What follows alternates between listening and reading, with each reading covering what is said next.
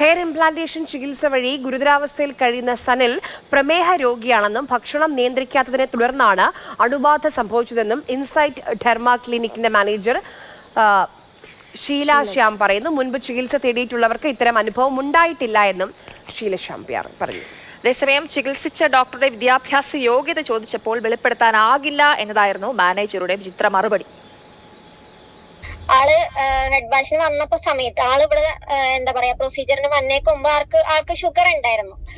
അപ്പം ഷുഗർ നമ്മൾ പറഞ്ഞിട്ടുണ്ടായിരുന്നു സർജറി ചെയ്യണ സമയത്ത് കൺട്രോൾ ചെയ്യണം എന്ന് പറഞ്ഞിട്ടുണ്ടായിരുന്നു.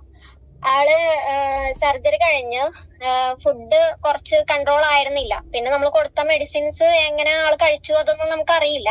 ഷുഗർ ആയിട്ടാണ് ആള് പോയിട്ട് ലൂർദിൽ അഡ്മിറ്റ് ആയത്, അല്ലാതെ ഇൻഫെക്ഷൻ ആയിട്ടല്ല. നമുക്ക് ഇതിൽ എന്ത് ചെയ്യാൻ പറ്റും? ആളുടെ ഫുഡ് നമുക്ക് വീട്ടിൽ പോയിട്ട് എടുത്തു കൊടുക്കാനൊന്നും പറ്റില്ല. നമ്മള് പറഞ്ഞു കൊടുക്കാൻ പറ്റും. നമുക്ക് പുള്ളിക്കാരന് ഷുഗർ ഉണ്ട്, അത് ആള് എന്താ പറയാ നമ്മൾ കോണ്ടാക്ട് ചെയ്യാൻ ശ്രമിച്ചാൽ ആള് ഫോൺ എടുക്കില്ല. നമ്മള് മാക്സിമം ആൾക്ക് സപ്പോർട്ട് കൊടുക്കാൻ ശ്രമിക്കുന്നുണ്ട്. ആരുടെ ഉടമസ്ഥതയിലുള്ള സ്ഥാപനമായിരുന്നത്?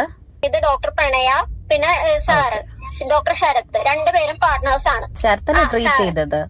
അതെ അതെ, ഡോക്ടർ ശരത്ത്. പുള്ളിയുടെ ക്വാളിഫിക്കേഷൻ എന്തായിരുന്നു പറയാമോ? അത് വേണമെന്നുണ്ടെങ്കിൽ നിങ്ങൾ പേഴ്സണലി ഡോക്ടറായിട്ട് സംസാരിക്കുമ്പോ പറയും.